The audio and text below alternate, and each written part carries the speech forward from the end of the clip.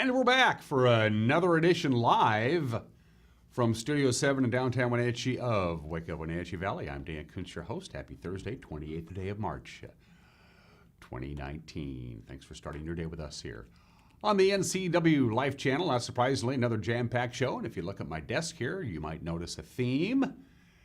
And that theme is baseball. It is opening day of the Major League Baseball season. Yeah, I know the Mariners and the A's played games that counted in the standings last week in Tokyo. The Mariner home opener is tonight against the world champion Boston Red Sox. Got to get used to saying that, being a Yankee fan, but that's cool. So yeah, it is one of my favorite times of the year, and it's kind of those quirky things on the calendar because normally the opening day of the baseball season is usually the first Monday in April. It used to coincide for years and years with the National Basketball Championship game, which would be held on Monday night, but because of the way the calendar works out and all kinds of things, it's today. It's a Thursday, opening day of the baseball season, not counting the two games that were already played. Yeah, I mean here in the United States. So I'm excited. Baseball's back. I got my bobbleheads and my glove, which, by the way, still works. I got my baseball. I'm ready to go. Not surprisingly, because it's the first day of the baseball season, my guest today will be Arch Ecker to talk hockey. Yeah, Arch dropped by yesterday morning, and we taped a little conversation that you're going to see in the back half of the hour as we preview their series coming up against the Vernon Vipers. They get going on Saturday night, Saturday and Sunday, games 1 and 2 at the Town Toyota Center as they moved on to round 3 now of the BCHL playoffs. Also, we talked a little baseball, Arch and I did. He's a Dodger. We had a good conversation. You're going to like that. Arch Ecker, the broadcasting voice of the Wenatchee Wild, in the second half of the program. It's Thursday. That means Kennel Cameos. We'll see if we get Lightning the Cat a home. We'll check in with that here in the bottom half of the hour. Also, we have news and sports and the obscure holiday and birthdays, and everyone is entitled to Mike McNally's opinion and today in history. And on top of all that, the one thing that affects everybody, which is why we do it fairly early on, is the weather forecast. It was supposed to rain here in the Wenatchee Valley last night, even though the storm system that was expected to kind of just sort of petered out. Didn't happen. But the weather forecast is looking very spring-like. It's just sort of kind of just there. You know, no dramatic weather. We'll get to that here in just a couple minutes. Plus, of course, your Thursday morning headlines. Hannah is in control on this Thursday. If you're ready and I'm ready, let's go around the valley with our Valley View cameras. Once again, the cross camera has been misbehaving lately. I don't know what's going on. We need to discipline the darn thing, but that's cool. We still have these incredible cameras. We got a bunch of them, about 40 of them all over the place. So we'll start out instead at Omi Gardens on this Thursday morning. Still quite a bit of snow up in the Mission Ridge area, as you can see, and up to Jump Off Ridge. It's still melting away, though. Although we have such a cold and wet spring, or certainly a cold spring with the snowfall that took a long time to melt, that's led to some trail delays and road closures. We'll talk about that when we get to the news. Look at the mighty Columbia rolling right along. You can see the Old Station Industrial area. You can make out the Stemilt campus and complex, the Otabashian Bridge, all that good stuff. Good morning, Wenatchee and East Wenatchee, and look at the sun just kissing the Wenatchee Heights. Sun got up at 6:48 this morning. It goes to bed at 7:25 tonight. Then it's 6:46 tomorrow and 7:26. So about 2.5 minutes of daylight we're gaining each and every day. We have been since we got, of course, to the spring equinox. Camera 2, Hannah says we're going to make a slow dissolve and pay a visit to the top of McNeil Canyon, looking down to the Lake Chelan area. Still quite a bit of snow up there. The elevations are pretty high, as you might imagine. McNeil Canyon's a very pleasant drive, unless you're in a big rig, and then it's not such a pleasant drive. McNeil Canyon, just before, of course, you get to the BB Bridge and go over the river. You can go up to the McNeil Canyon. Another way to get up to the plateau. So good morning, Lake Chelan. You can make it out. You got to squint a little bit, but it's there. Camera 3, where are we heading off to, Hannah? We're heading off to, we did this before. Is this Hose Landing? It's Hose Landing. Good for me. I'm trying to figure out which way it's pointed. It might be pointing up the river. I know it's the Hose Candy. Is that the Aniat in the middle of the screen? It might be. I don't know. It's the Hose Landing camera. That I can tell you. Look at the orchards just sitting there waiting to get going. So good morning to our friends in the greater Hose Landing area. I'm sure I have one or two up there. Camera 4. is Black Mountain. I love that view. That's Leavenworth down there, the Bavarian village of Leavenworth. Look at all the snow, of course, still in that area. There's a high camera. That camera's way up there. Black Mountain overlooks the greater Besheston area. It's also quite the adventure to get up to that camera spot. I've been on the road in the summertime when you can drive up there, and it's boy, you talk about your switchbacks and your long climb up, but it's a gorgeous view once you get there. That's one of the things I love about these high-definition cameras. I don't need to build a house there to get a great view. All I got to do is log on and look myself.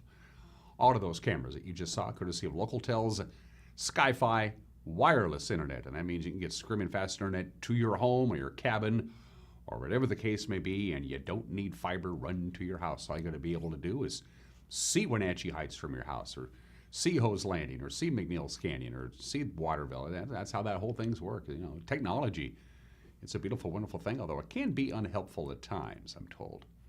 7 minutes after the hour, let's take a look at the weather forecast from the National Weather Service. Nothing dramatic. We were supposed to get rain last night. Didn't happen. Are going to get clouds today. An isolated sprinkle is possible. It's so minute, we didn't even put it up there graphically. We'll top off about 58. That's about normal. Yesterday's high was 53. Supposed to be 58. We didn't get there. Wednesday's low was 33, and our normal is supposed to be 38, so it was a cooler than normal day yesterday. Boy, we've gotten that used to that for the month of March, haven't we? Clouds tonight, but no rain in the forecast. 38 for the overnight low, and then we go to partly sunny skies and a nice drying trend on Friday and Saturday. No complaints. Temperatures slightly above normal. Weekend play on Saturday looks really good because they changed their mind on Sunday. Yesterday at this time, 24 hours ago, the National Weather Service was predicting mostly sunny skies on Sunday with highs in the lower 60s. Now they're backing off on that. They say it's going to be cloudy, especially Sunday afternoon, and a high of only 59. And then we kind of just have this unsettled spring-like weather, seasonably cool, a little on the wet side on Monday, Tuesday, and Wednesday. And, of course, Monday is April 1st, and we can say goodbye to March. And for me, good riddance. It was it's been a strange couple of months weather-wise, hasn't it? Well, we're almost done with March, and we're almost into April, and that means, of course, the Apple Blossom Festival is not that far off. Here's the deal. We're going to take a break at 8 minutes after the hour. Come back with your Thursday morning news. You're watching Wake Up Wenatchee Valley on the NCW Live channel.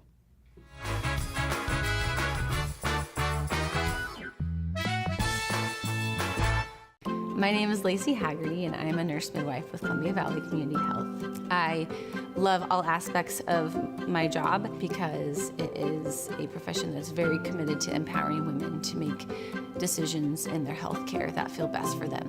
It's incredibly valuable to me as a midwife that I get to take care of women throughout their whole lifespan. I hope to see you at a future visit because I know you'll love having midwifery care.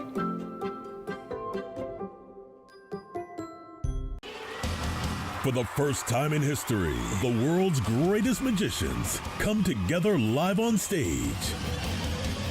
The Illusionists. This high-tech magic spectacular has shattered box office records and dazzled audiences of all ages across the globe. See them before they disappear. The Illusionists, live from Broadway.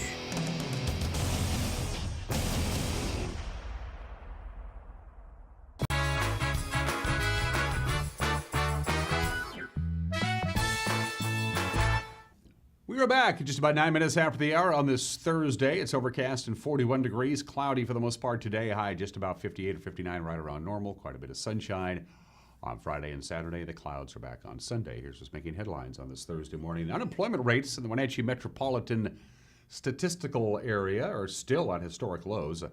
Oh, that's good. The bad news, the unemployment rate in Chelan and Douglas counties actually went up from 6.8% in February of last year to 7.1% in February of this year. That according to the latest findings from the Washington State Employment Security Department. Unemployment rates in the Wenatchee Valley have crept upwards over the last 3 months. However, for the second straight month, the February number of non-farm jobs in Chelan and Douglas County rose by 400. The Wenatchee MSA's civilian labor force increased 4% between February of 2018 and February of 2019, meaning that there were 2,475 more residents in the labor force at this time this year than at this time last year. Speaking of the economy, longtime regional economist John W. Mitchell said the Wenatchee Valley is well positioned for continued economic prosperity.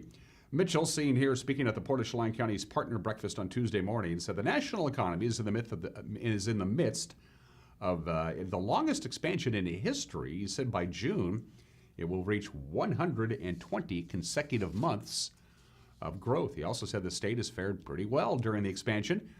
At the Wenatchee area, even better in many respects. He added that the local population is growing, home values are going up, and unlike the Seattle area, building permits are also up in the region. He did warn, however, that continued growth is likely dependent on resolutions of international trade disputes. Well, this week, Democrats in the State House rolled out their proposed budget for the next couple of years. It's a big one, and just like the budget proposed by Governor Jay Inslee, it includes big increases in spending. Senate Democrats are expected to unveil their budget in the coming days. 12th District State Senator Brad Hawkins told our very own Cal Fitzsimmons that the increased spending and taxes will not be getting his vote. It does propose some tax increases, and that was something that I had predicted since the start of session. I believe the House Democratic proposal is in the neighborhood of a $53 billion two-year budget. And we currently have for 2017-2019, our current biennium, our two-year operating budget is approximately $44 billion. And the state could support a $50 billion budget without new taxes, but the House Democrats have taken it a step further, and I think they're proposing a $53 billion budget. So that is a couple $1 billion less than the governor's $55 billion proposal, but it's still significantly more than I'm comfortable spending.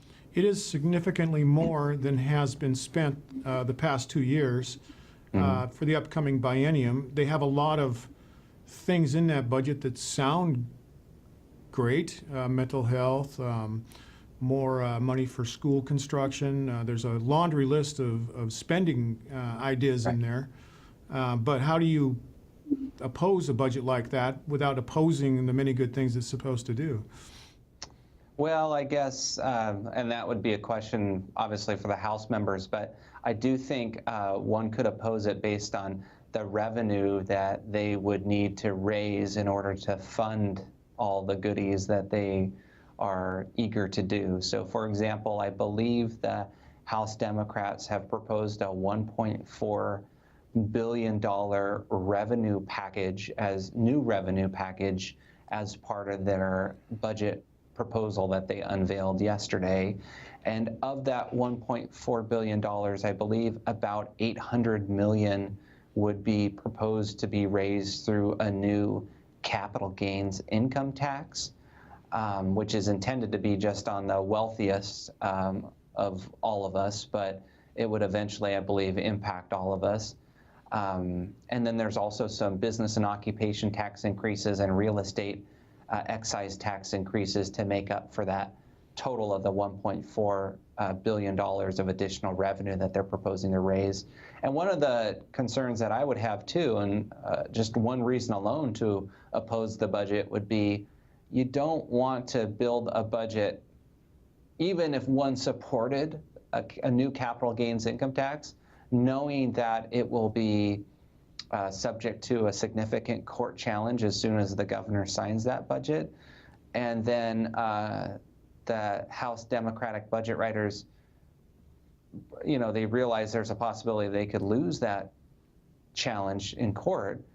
Then essentially we would be approving a budget that has an $800 million hole in it.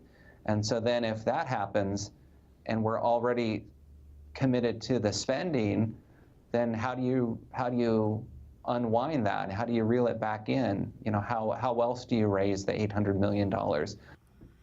In other news, as you know, we had a very snowy February and an unseasonably cold March, and that means a lot of the more popular hiking trails in our area are not going to be opening on schedule.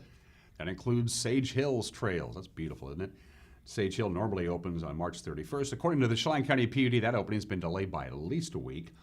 Chelan County will keep Horse Lake Road gated until at least April 5th. Also has extended road closures for Birch Mountain, Oklahoma Gulch Road, that's up near Antioch, and Mountain Home Road in Leavenworth. In delaying the opening of the trails, the PUD cited muddy conditions, the late greening of vegetation, also, of course, Deer need to eat before they move on to higher ground. In December, we brought you the story of those two Manson seniors who were setting out to fill the gaps in local glass recycling in the Manson and Chelan area. Well, in today's feature story, I should say, producer Caitlin Heddersheet brings us an update on their efforts.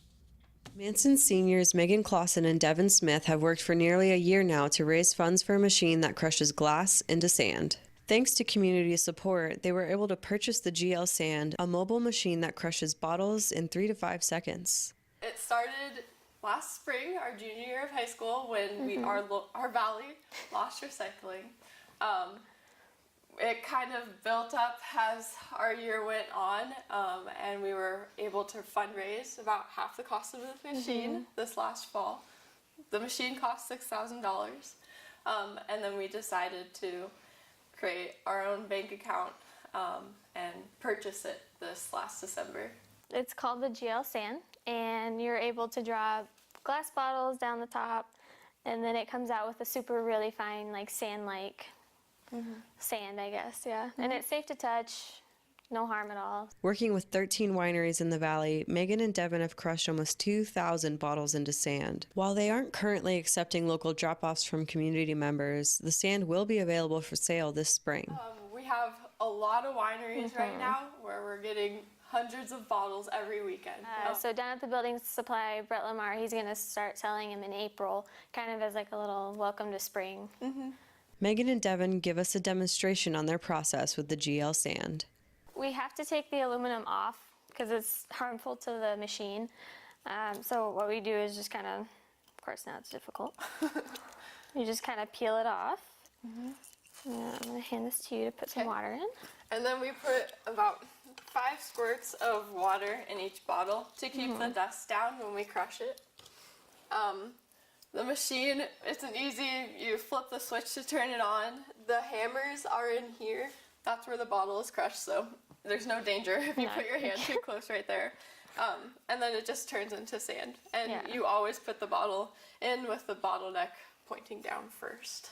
When we crush a bag's worth of bottles, it's about 40 bottles. Yeah. And that takes, usually when we have a process going, like, I don't know, Not 5 even- minutes? Yeah, it's not even an hour. It's like, No, it's really like quick. 5 to 10 minutes Yeah. per bag. But usually we spend 3.5 hours each weekend Yeah. working on this. So our glasses, just in case any glass shards pop out of the machine, there are rubber flaps at the top of the machine, so it keeps it fairly safe. And then we wear masks to prevent any silicosis dust from getting in our lungs. Just a few seconds to crush a bottle, and you can usually hear that like second crushing when the glass goes through. I don't know, I like the crushing part. It's a lot of fun. Yeah. We've had a couple of seniors, juniors, sophomores come and help us, and their favorite part is seeing the machine or the sand and then touching it, like therapeutic sand or something. It's on a lever, so you just pull the lever down. It pushes the top half of the machine up, and then our bucket comes out. It retains water super well. Really well, yeah.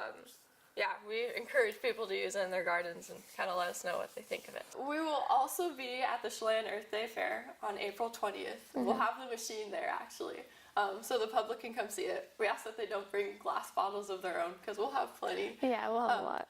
But we're going to kind of do like a Old Faithful goes off every 30 minutes. That way people can come by and see it and see the product, too. As the duo prepares to head off to college, they say the Glass to Sand project will be passed on to their peers.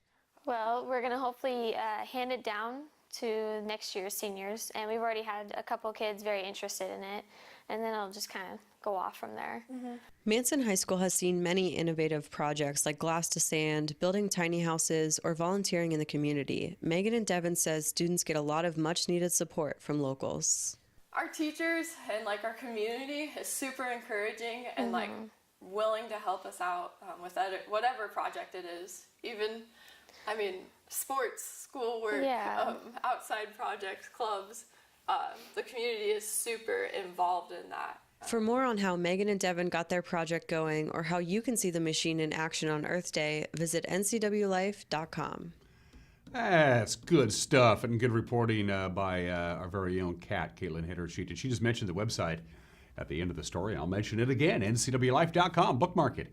Check it out. Drop by it all the time. We're constantly populating it. You can watch old shows. You can watch whatever we're doing live on TV because we live stream all the time. ncwlife.com. Check it out.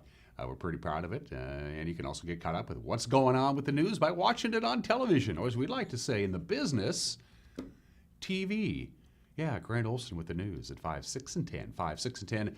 The news with Grant Olson. Eric, I think, is back to normal. He's been under the weather, but he says he'll be back because we got lacrosse tonight. We got Wenatchee High School lacrosse. They're taking on Wenatchee Lacrosse is taking on Sela, I believe, tonight. Leave off the field at the Apple Bowl. We'll be broadcasting that. And, of course, the news. And if there's something out there you think deserves our attention, the tools that are available to you are at the bottom of the screen, our Facebook page, our Twitter handle, our website, our email address, and our telephone number. Technology can be helpful at times. 22 minutes after they are going to take a break. When we come back, sports, you watch you Wake Up Wenatchee Valley on the NCW Life Channel.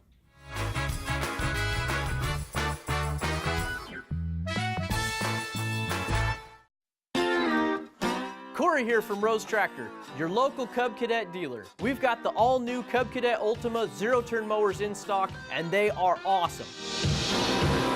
The Ultima is like no other zero-turn you've seen. With a box tube frame and available Kawasaki engine, it has unmatched strength and performance, cutting up to 50% faster than lawn tractors. You have to see the Cub Cadet Ultima to believe it. Come on down and experience the Cub Cadet Ultima today. Join us for Street Talk and Other Stuff with Mike Magnotti on the NCW Life Channel. This former police sergeant is plugged into not only the world of the streets, he's an actor and connoisseur of the arts. So join Mike and his guest for, well, Street Talk and Other Stuff. Mondays at 10 a.m., Tuesdays and Thursdays at 2 p.m., and Wednesdays at 5:30.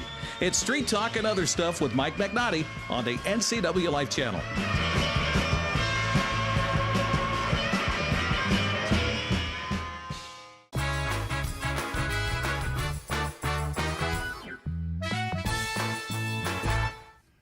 Welcome back to this Thursday edition of Wake Up Wenatchee Valley. I'm Dan Kuntz. Sports, there are tickets available for the inaugural home game of the Wenatchee Valley Skyhawks, the new indoor football team. They'll host the Reno Express, 7 o'clock tonight, Town Toyota Center. Last we checked, about 1,500 tickets have been distributed for tonight's game. Tickets prices range from $10 for limited general admission seats to $25 for right on the sidelines. The Skyhawks 0-1. So far in the year, they lost to Idaho last weekend on the road, 33-22. The Express are 1-0. They beat the Tri-Cities Fire last weekend, 42-24. A kickoff tonight at 7 o'clock. The Sweet 16 round of the NCAA Men's College Basketball Tournament gets underway today, and the very first team that plays, Gonzaga. They got Florida State, 4:09, CBS. That'll be followed at 4:29 by Tennessee and Purdue. That'll be broadcast on TBS. The secondary games of the night, Michigan and Texas Tech at 6:39 on CBS, Virginia and Oregon, 6:57 on TBS. That's today. Tomorrow, you got Michigan State and LSU at 4:09 on CBS. It'll be followed by North Carolina and Auburn at 4:29 on TBS. Duke and Virginia Tech, 6:39, then Kentucky and Houston at 6:57. Of course, by the time we get to Sunday night, we will be down to the Final Four. Closer to home, the Prep boys soccer schedule today. Cashmere hosts Island at 4:30. Cascade travels to Chelan. Manson hosts Bridgeport. Little correction there. The Eastmont and West Valley and Wenatchee at Sunnyside soccer games, that's not today. Those are tomorrow. That's my bad. Sorry about that. There's softball today. Cashmere will host a doubleheader with Quincy in girls softball, 3 o'clock this afternoon. Wenatchee trying to play some games after all the cancellation. They're going to head on down to Othello today for a doubleheader with the Huskies at 3:30. Brewster will host Chelan in a single girls softball game at 4:30. We got tennis. Wenatchee is at Eastmont High School, 3 o'clock this afternoon. Antioch will host Lake Roosevelt later on at 4. As I mentioned, we're going to have lacrosse tonight, live lacrosse. Our cameras will be there. Lee Bofto Field at the Apple Bowl for Wenatchee Thunder Lacrosse. They host the Sela Vikings in a league contest. Wenatchee's coming off a 19-0 shellacking of Hanford on Monday. They're 2-0 in league play, 4-1 in the season. Sela, they're off to a 2-1 start, 3-1 overall. They lost to Richland last Saturday, 10-1. Face off tonight, 7 o'clock. Pregame about 6:50. Eric Granstrom and Rod Higley on the call. Check it out. Mariners home opener against the Boston Red Sox. T-Mobile Park today. Seattle, of course, is 2-0. They swept a 2-game set against Oakland in Tokyo last week. This will be the second time in history the Red Sox will open against the Mariners. The last time this happened was 19 years ago when Pedro Martinez outdueled Jamie Moyer 2-0 in Seattle. Today's starter, Chris Sale for Boston, Marco Gonzalez for the Mariners. Newly elected Hall of Famer Edgar Martinez will throw out the ceremonial first pitch. Starts at 4:10. You can watch it on ESPN. And those are just some of the games that people are playing on this Thursday. 26 minutes after the hour, the obscure holiday of the day today. It's Something on a Stick Day. There you go. Eat food on a stick. It goes all the way back to the ancient Greeks, who not only ate their food on a stick, they cooked their food on a stick. That's how they cooked their meat. They stuck it on a skewer or a stick, and they put it out over the fire. There's a lot. Of course, when we think about food on a stick, I think immediately of kebabs, shish kebabs, or any other kind of kebabs. You put your lamb meat and your pork, and then you can put your other various mushrooms and stuff like that on it. But of course, you got the corn dog, you got caramel apples, you got, popsicles, cotton candy, whatever it takes. So whatever you eat today, eat it on a stick. Some things don't work on a stick, like spaghetti on a stick, a pancake on a stick, an egg on a stick. I wouldn't do that. Today in history, it's the 28th day of March, and 86 years ago today, the plane that you see there was the City of Liverpool. The man in question was Dr. Albert Voss. He was German-born. He ended up moving to Great Britain, moved to Manchester in England, and became a dentist. And he was allowed to use anesthetics, of course. But anesthetics in England were very hard to come by. He was born and raised in Germany, so he would take this plane, this regularly scheduled commercial plane, between Manchester and Germany to pick up his anesthetics and bring it back to Great Britain for his dental practice. That developed into a nice little lucrative sideline of drug smuggling. Yeah, Dr. Voss became a drug smuggler because, hey, I got some good stuff and you can't get it here. And eventually the authorities started to catch on to this, and finally Dr. Albert Voss decided, I guess I'm done with this. And so on the plane back from Germany to Great Britain, he set fire to the plane. He jumped out of the plane. He died. Everybody on the plane died. And it is the first time an airplane was ever lost to sabotage, when he set fire to the plane so he wouldn't get caught. The very first plane crash brought down on purpose happened on this date 86 years ago today. This is the 69th anniversary of one of the most remarkable basketball feats of all time. CCNY, the Community College of New York, defeated Bradley 71-68 to win the NCAA Men's Basketball National Championship.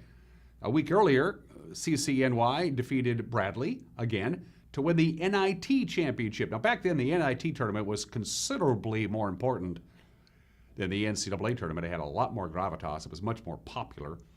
But they remain, to this day, the only team to win the NIT and the NCAA in the same year. And it happened on this date back in 1950. And this is the 40th anniversary of 3 Mile Island. Boy, we all remember this, right? There was a leak in the coolant. Coolant began to leak. And then the reactor began to get hot and the core overheated. And there was a partial meltdown. And everybody went, the 3 Mile Island incident in Harrisburg, Pennsylvania happened on this date 40 years ago today. I remember that well. Finally, just about the bottom of the hour, we got some birthdays for you. Gussie Busch was born on this date 120 years ago. Gussie Busch was the American brewing magnate who built the Anheuser-Busch Corporation into the world's largest brewery by the mid-1950s. He was the chairman of Anheuser-Busch from 1946 to 1975. He also owned the St. Louis Cardinals of Major League Baseball from 1953 until his death. When he bought the St. Louis Cardinals in 1953, the St. Louis Cardinals didn't own the stadium that they played in. That was Sportsman's Park. So he bought Sportsman's Park and he fixed it up, and he wanted to call it Budweiser Stadium. Now think about it, because they have all these corporate naming sponsors now. It's T-Mobile Park and all that other stuff. Almost every arena and stadium you can think of now has a corporate membership, corporate naming deal. And Gussie Busch wanted to call it Budweiser Park after his own brand of beer, in Major League Baseball said, no, you can't do that. Can you imagine that? But they could do that back in 1953. He said, can I call it Busch Stadium after myself? And they said, that's perfectly fine. There's a long tradition of that. So Sportsman's Park became Busch Stadium, and then Gussie Busch came up with Busch Beer. That's how he did a workaround on that. Gussie Bush, born in the state in 1899. You remember Marlon Perkins, Mutual of Omaha's Wild Kingdom? It was on the air for a long time, 22 years. Marlon Perkins was the host, of course. Must-watch TV. I always enjoyed Mutual of Omaha's Wild Kingdom with Marlon Perkins. Marlon Perkins was born in the state in 1905, passed away at the age of 81 back in 1986. There's Marlon Perkins. I wonder if I can watch any of those on YouTube. That'd be a nice trip down memory lane. Stephanie Joanne Angelina Germanata celebrates her birthday today. Happy birthday, Steph. You know her as Lady Gaga. She does it all. She sings. She's a songwriter. She's a dancer. She's a producer. She's an actress, of course, now. In the remake of A Star is Born, got an Academy Award nomination. Her Super Bowl 51 halftime show was watched by 150 million people, making it the most viewed musical event in history. Lady Gaga is 33 years old today. We still have Mike McNally's opinion coming up and our kennel cameo with Lightning in the Cat. But before we do either one of those things, another quick word about our friends at Campbell's Resort at Lake Chelan. They've been in business for 118 years. When you do business for 118 years, you're pretty good at it. You know what you're doing. It's the must-stay resort in Lake Chelan area. There it is. Oh, we love it. And you see that locals discount. I got to remind you, this is between now and April 15th. That's your timetable. So if you're a local, you live in the greater north central Washington area, you give up Campbell's a call. It starts for as little as $95, and you get up there before the tourists come and before it's overwhelmed with people, and you can enjoy some nice spring weather on a beautiful day at Lake Chelan and stay at the nicest resort that we have out there, and that is Campbell's. Call, ask about the local resort, the local discount, I should say. But it ends on April 15th. Thank you very much, Campbell's. All right, let's see if we can get Lightning the Cat home. It's Kennel Cameos with Megan McPherson.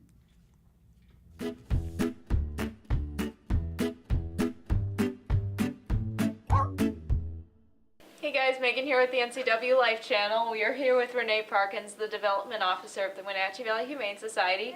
And joining us this week is Lightning, who had kind of a dye job gone wrong, it looks like. He did. So Lightning unfortunately had ringworm for a while when he came into the shelter. So he was in our ringworm ISO room, and this is part of the treatment. And as you can see, Lightning really matches his name right now, but it's fading pretty quickly, and pretty soon he'll just be back to being a super handsome white and tabby colored cat. And what kind of a home life is he looking for? He's looking for a little bit quieter. We know he gets along with other cats. We don't know how he gets along with children.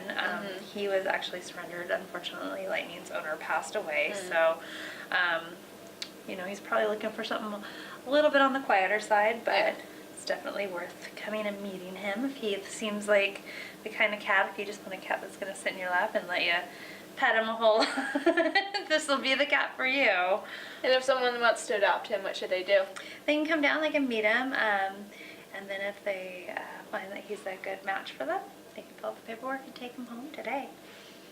The Wenatchee Valley Humane Society is located at 1474 South Wenatchee Avenue and is open Monday through Friday from 11 a.m. to 6 p.m. and Saturday and Sunday from 11 a.m. to 3 p.m. Give them a call at 509-662-9577 or visit their website at wenatcheehumane.org.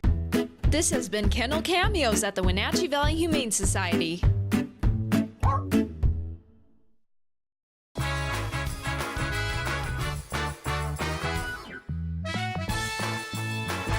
Are you suffering with joint pain? Need orthopedic care sooner than later? For an orthopedic evaluation, there's no reason to wait weeks or months. You can get the help you need now from the experts at Lake Chelan Community Hospital, led by John Hopkins-trained Dr. Joshua Shohowski. Their orthopedic team specializes in sports medicine, knees, shoulders, and general orthopedics. When considering joint replacement, you should know all your options. Call or visit Lake Chelan Community Hospital today.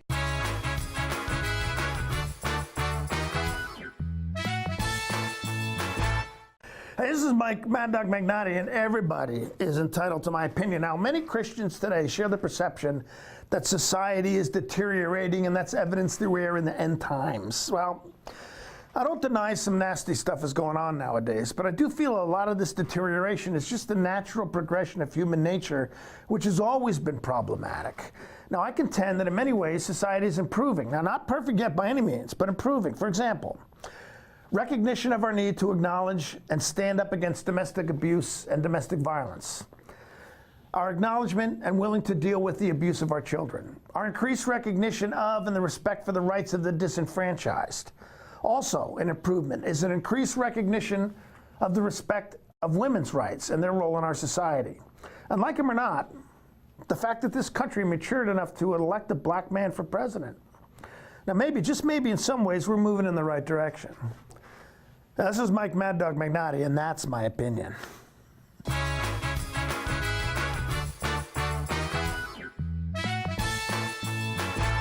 How much are you paying for adult, family, or assisted living? Epladolin Retirement and Assisted Living offers one-bedroom apartments for one affordable price. Their rates are all-inclusive, no nickel or diming or sudden increases, just one set price. You or your loved one will receive good food and excellent care in a relaxed, home-like environment. Stop on by for a tour to see if the Epladolin family is the right choice for you. Family-owned and operated Epladolin Retirement and Assisted Living in Cashmere. Affordable care.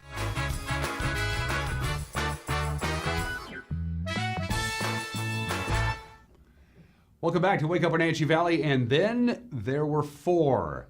The two from the other division we don't care about. That's another step down the line. We're talking about the Fred Page Cup semifinals.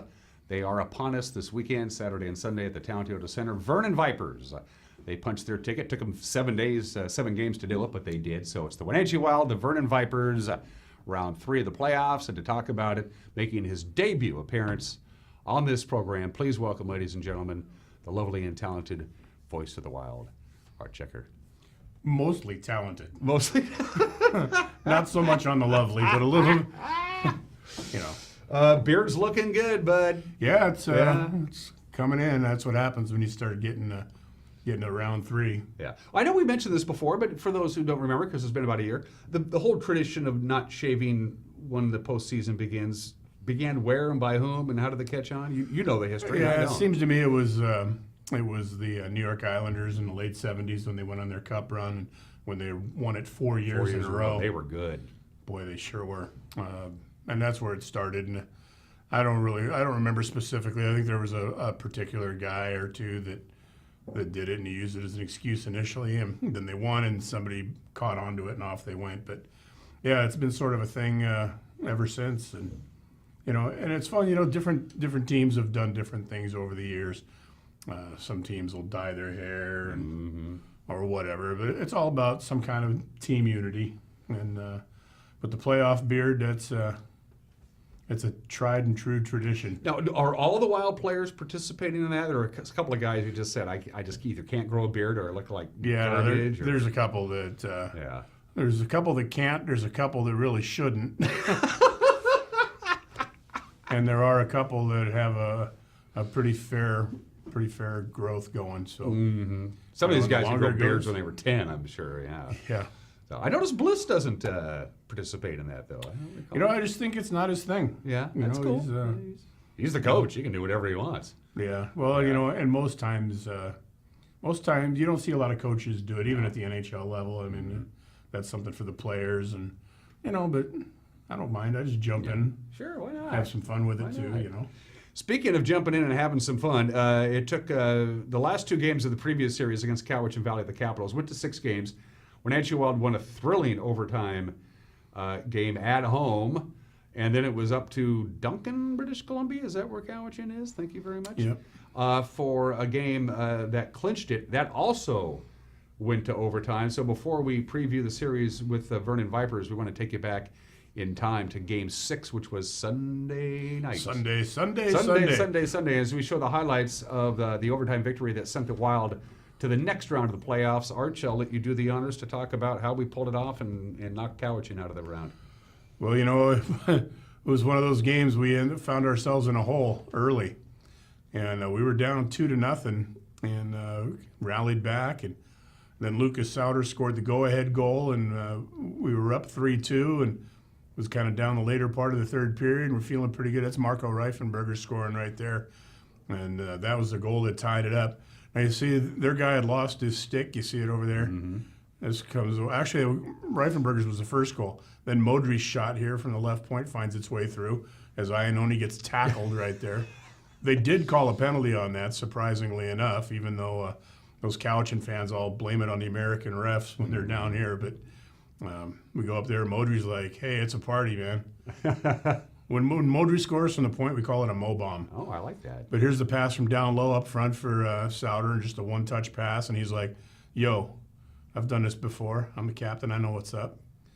So we were leading at that point 3-2, but then Cowichan came back, and they tied it up on a rebound with about 4 minutes left. Sent it into overtime. We got into overtime, thought we had scored the game-winning goal. Nathan Iannone put back a rebound at the side of the net. And here's Cowichan scoring the tying goal here. Yeah, there was a nice move there. He shoots it. It's off the pad. Rebound to Jordan Robert there on the left side. And that tied it up.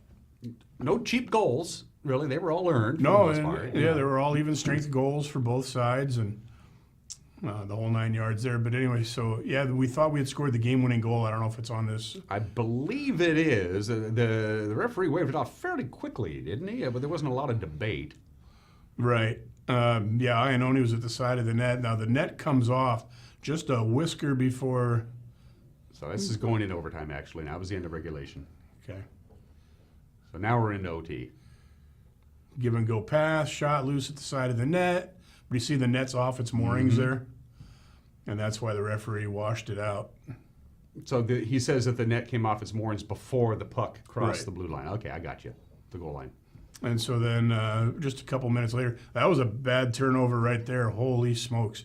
We put it right at the middle, and Austin Park had to be sharp on that one to keep the game alive. And then we came back the other direction, and before you know it, it was Chad Sasaki, which we'll get to, I guess, in a moment here. Here you go. And there's Fletcher. Digs it out. Another stick down. Fights for it, throws it up top. So Sasaki comes in, takes a look. Now he'll take a shot that goes through, and that gets turned aside. They try to clear, but they can't. That's a key point right there. When they tried to clear the zone, it couldn't. Fletcher back up top to Sasaki, walks in, wraps it off the pipe, down and in, game over. And the Wild, with that goal right there, move on to round 3. Before we talk about Vernon Vipers, as you know, last year the Wild played 30, how many post-game?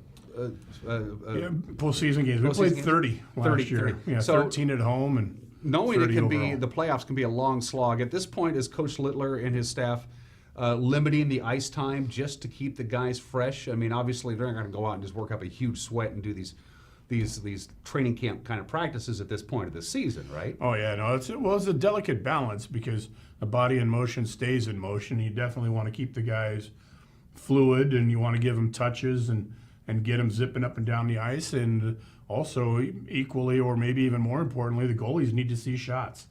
You know, they've got to see shots. They got to stay sharp. And but that said, Tuesday, instead of having a game 7, the guys got to have a day off. And, you know, that rest is important as well. So that's the balance that, fortunately, with the experience that Bliss has, and also, you know, Clarkey at this point, too. I mean, this is his 11th year coaching, plus his years of playing, and he played at the collegiate level and played in the BCHL. So he's pretty well experienced in not only understanding, but reading players, because, you know, this year's team is different from last year's team. And what might have worked for last year's team might not work for this year's team, and vice versa.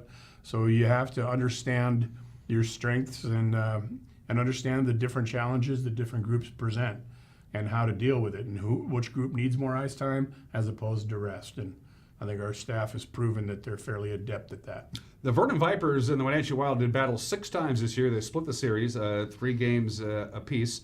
Ironically enough, both clubs played better and had more victories in the other team's arena. Wenatchee went 2 for 3 up there, and they went 2 for 3 down here at the Town Toyota Center, going all the way back to, that was the first game of the year, wasn't it? It was the first game of the year. Do you remember? Yeah. That was like a lifetime ago. It was September. Yeah, September 7th, and we won that one, 5-3. But, technically, I mean, it was 3-2-1 against them because we had the shootout loss, so we got a point. if it came down to tiebreaker or whatever. But like most folks are aware, it doesn't really matter once you get to the playoffs. I mean, all that stuff's nice to look at, but it really doesn't mean anything because it's 0-0 right now. Yep. And it's going to be a great series. I mean, that's a team, we finished as the number 3 seed. They were the number 4. And, they had a bunch of games that they lost in overtime. 11 overall. That's an alarm. That's a huge number. Well, it is a huge number between, it's bigger than 10. Not quite as big as 12. Not big as 12. But, it's still a pretty good sized number. It's sizable. It's 2 straight lines. 11. But, those Vipers, so they had 11 games that they lost in extra hockey. I mean, if you take half of those and convert them into wins, then all of a sudden, they're right up there in the mix. So they're not to be overlooked by basis of their seeding. And, they've got a lot of high caliber players on their club, and it's going to be a great series. It's going to be and I'll tell you what, from our standpoint, maybe not so much for them because they didn't have to go through it, but this last round that we were in, and even the round before a little bit, but more so round 2, I mean, it was jungle ball. Mm-hmm. It was jailhouse rules, and Coach Bliss called it roller derby a few times. And it was just, it was ridiculous actually at times. And it's going to be nice to get back and just play some hockey, which by and large, that's what you'll get from Vernon. They got a couple of guys that like to bang it around a little bit too, but we just faced a whole team full of those guys. So it's kind of like, it's a sigh of relief, I think, coming into this next series. We do have one highlight package. This is from the Guns N' Hoses night. Huge crowd at the Town Toyota Center. This is back in early February. This is Vernon and Wenatchee. Vernon would win this game, by the way, 2-1. As we watched some of the footage from this Wenatchee Wild Vernon game from about a month and a half ago, anything about Vernon that jumps out at you except the fact that they're still playing and most of the other teams aren't?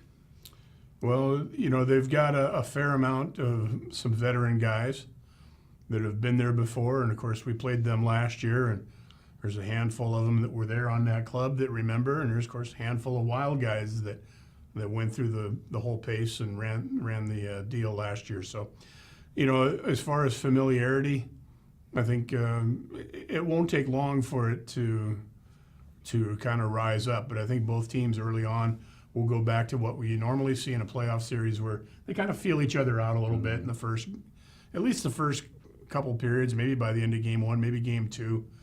Then you see teams stop playing quite as safe as they do early on. Because early on, it's less about doing things than it is about not making mistakes. And you don't want to make a mistake that puts the other team in a position to cash in. And so this game obviously went to a shootout, and we ended up on the wrong end of the old shootout. And Stratton went to the backhand, and bam, bam. It's ironic because the Wenatchee, of course, went into the playoffs as the number 3 seed, and yet the number 1 and 2 seed didn't even make it out of the first round. So boom, all of a sudden we have home ice advantage, which we certainly were not expecting, were we not? Truly, on paper, we would have figured and kind of anticipated, at least I did. Merritt was the number 2 seed by tiebreaker, just behind Penticton. They had the same number of points, but Penticton was number 1 by the tiebreaker. So they played against Cowichan Valley in the first round. So on paper, we kind of thought that they were going to get, that should be no problem. Merritt faced Trail, and we thought, okay, well, Trail, they're okay, but Merritt's really good this year. So we thought, okay, and Merritt won the first game, but then Trail came back and won the next 4, and all of a sudden, bam, the top 2 teams are out. And you're right, yeah, we were in discussion with hotels in Merritt expecting to go there, and it just didn't happen that way. And so not only did we end up fortunate enough to get home ice in the second round, we also get it in the third round. If we're fortunate enough to go to the finals again, we are the lower seed against either of the other 2 teams on the other side of the bracket. Okay. So we would open on the road, but we'd get games 3 and 4, and depending on how it's worked out, it'll either be Prince George again, which would be a rematch of last year's finals, or it'll be the Victoria Grizzlies, who have kind of gotten over the hump the Powell River Kings were able to kind of knock them around the last couple of years. But so Victoria's going to play Prince George. The winner of that will face the winner of Wenatchee Vernon. And like I said, if we have to open on the road, that's fine. Yeah. It is what it is. It is what it is. So they got 6 games between each other. These two teams know each other pretty well. Lots of footage for Coach Littler and his staff to study and look at. But how much at this point of the season are they looking at games and footage that is, say, Wenatchee against Trail or another team, not Vernon, but they have the similar thing, so they can maybe mix and match and compare notes as opposed to just watching the 6 games that these two teams have already played with each other. Does that happen a lot at this point in the season, or? I would suspect that probably the more pertinent footage to watch now is Vernon's last series. Okay. And maybe some from their first series against Salmon Arm, but just kind of get a look at what they're doing now, what they're doing lately, what their current power play configuration is, and how they're choosing to attack different situations. And that's it. But I mean, and other than that, I mean, you've got the whole season behind you where you kind of understand. Mark Ferner's been a bench boss in Vernon for a while, and obviously Bliss has been there for a while. Yeah. So the coaches, that game behind the game, the chess match, as far as matching lines and all of that, they really tend to, you get a feel for your opponent in that regard. So coming into it, Bliss kind of has a fair idea of what Mark's going to do, and I think Mark has a pretty good idea what Bliss is going to do, and and then it comes down to just preparing your players the best you can, and giving them all the tools to be successful with, regards to nutrition and regeneration, and the work they do with Matt, our trainer, and the stuff that Pepe does, from the equipment side, and of course we've got a great medical staff, the best medical staff. Oh, we really do. We're very blessed in that regard. So. Yeah, you do all you can to give the players every opportunity to be successful, and then when it comes down to it, the lights go up and the puck drops, and it's really up to them. The players will decide. I mean, we give them the tools, and not a lot of surprises, obviously. I mean, they're doing this line change now. We haven't seen that all year. That really doesn't play in at this point, does it? I mean, it's, not a lot. It's not quite like football. Like football, where they've got a trick play that they've been working on since week 4. Yeah, there's no trick plays in hockey, right? Yeah, not much. Really, I mean, you can throw. But the thing is, I mean, you could, but we really we choose not to reinvent. Like, for example, you could throw a whole different power play look. Yeah. And say, well, instead of having that guy post here, have this guy set over here, and we'll go strong side over here.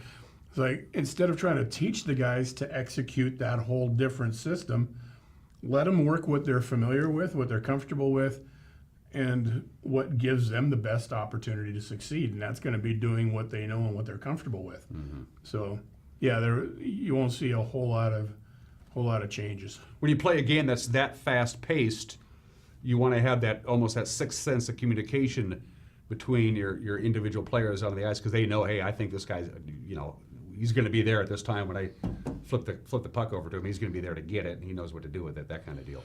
Yeah, you know what? And it's interesting because, by the time you start getting to this level, guys are almost interchangeable. Now, that's not to take away from the ESP that certain guys will have, like Harrison Combs, how they could cycle, and it was like they were in each other's brain. Arnold and Hessler last year, and Arnold and Gashevsky this year kind of can do it, and Souter can do it with pretty much anyone, and Stratton's kind of the same, and Fletcher's developing, and actually AJ Hodges is another one to keep an eye on too on that power play, and the players that play. They've got just a sixth sense that, the game breeds, right? Mm-hmm. Yeah. But, and again, like you said, there's also that familiarity of having the same cohesive unit together over time, which also has its benefits. We're almost out of time. Tickets are just $10 a pop. You want to do that, your little Arch Ecker spiel to get people to buy tickets and go watch a little hockey? $10 that's a heck of a deal. Look, here's the deal. You come buy tickets, or I'm sending Dan to your house. to show you how to park his car. No. I knew I No. shouldn't have said anything about that. All tickets are $10 in the bowl, right? Yeah. And if you get groups of 10 or more, then they're just $8 a piece. And if you happen to get a group of 30, then, and that's, I know it's a lot, but it's sometimes in a workplace or, you get a couple softball teams together or whatnot, then the tickets are just $5 each. Yeah. So, I mean, we're really looking to try to pack the house. Last year we went 13-0 in our building. This year we've already lost a couple at home. It's okay. Yeah. We still have a huge home ice advantage. And when people get electrified in that building, it's palpable. So come on out and support your Wenatchee Wild. You can't say palatable on television. We'll have to edit that out, Arch. One last thing for Palpable, which is different from palatable. That's right. One last thing, buddy. It's opening day of the baseball season. You're a Dodger, right? You're Yes, on I am a record on Dodger that. fan. How do you like your Dodgers this year? Well, it's going to be an uphill climb. I don't think Yeah. they're as loaded as they've been the last couple years. I mean, you still got Bellinger and Peterson and some guys that can whack. And As long as you got Kershaw, you'll be doing just fine. The guy's a phenomenal pitcher. as long as he can stay healthy, and I think Walker Buehler's really going to make some noise, and the young kid Urias is coming up. So, yeah, we got some pitching, and we still got some guys that can hit the ball. I'm definitely going to miss Yasiel Puig though. Yeah. And He's in I Cincinnati. love the guy. I'm Yeah. a big Puig fan. Yeah. A lot of people are like, I don't know. Yeah. I know he brings a lot of baggage with him, but I was a big Puig supporter. I'll miss him. It'll be interesting to see how he pans out in Cincinnati, which is a pretty conservative baseball community, and he's certainly not that. And You know, of course, when that guy starts parking balls at the Great American they won't Ballpark care. and puts them up in Yeah. the seats, and the first time he lights a guy up from right field with one of those, right to the glove, throws a guy up, they're Everything's going to be fine. like Puig Yeah. mania, Yeah. alive and well in Cincy. It almost happened a couple of years ago. It didn't, but of course, my dream, my goal would be have his Dodgers and my Yankees in the World Championship. It almost happened a couple of years ago, but think about it if it happens this year. The team loaded with veterans, high-priced free agents, massive payroll, the Dodgers, against the scrappy young Yankees, that little engine that's just barely making by, almost folded a couple of years ago, thought about going down to Double-A. That would be a great World Series. Well, I mean, you talk about the Dodgers being loaded with veterans, but where'd they all come from? They came from their farm system. Yeah, I mean, all those guys we just named off, Yeah. they weren't acquisitions. Machado was, but he was a rental, and he's gone. So you start looking around the horn, and Seager's back this year, homegrown. I mean, there aren't not a whole bunch of high-priced acquisitions. Yeah. Farm system, baby. It's good to see it. It's funny. I've been to Dodger Stadium, but not during a baseball game. It was off season, and I did the Dodger Stadium tour. It's on my bucket list. I've never been to a baseball game at Dodger Stadium. I've been to the stadium. I just haven't seen a game there yet. I got to do that. You need to do that. It's one of the supreme buildings in baseball. Can I stay at your beach house in Malibu when I'm down there? I don't have the state? one in Malibu anymore. It's Oh. down in Newport. Oh, okay. Well, that's... And no.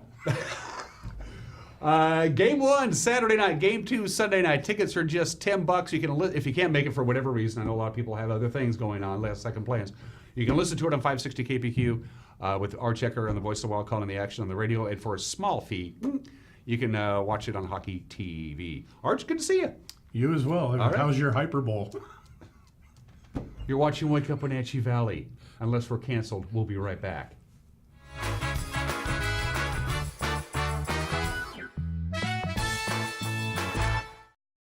When you think of Doghouse Motorsports, you might think of motorcycles, but there's a lot more in this house. How about Honda power equipment? From snowblowers to lawnmowers to generators and even water pumps, Honda is the brand that sets the standards. Perhaps you need an ATV or UTV. The Doghouse has the largest selection anywhere. Did we mention watercraft and snowmobiles? And of course, we have motorcycles too. Back it up with terrific customer service, and you have Wenatchee's best motorsports store 5 years running. Isn't it time for you to be in the Doghouse?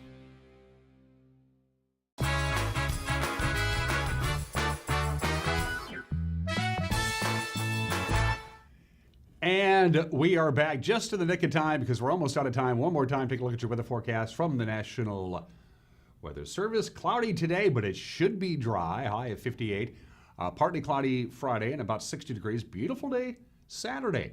Quite a bit of sunshine. High of about 62. Clouds are back on Sunday. Could see some late afternoon rain on Sunday. All in all, not a bad weekend. All of those temperatures that you see, just about normal for this time of year. A very typical spring weekend. My guests tomorrow, Ramon Rivera and Jose Hernandez talking the Mariachi Festival on Friday night. Until then, everybody have a great Thursday. I'll see you tomorrow. Bye-bye.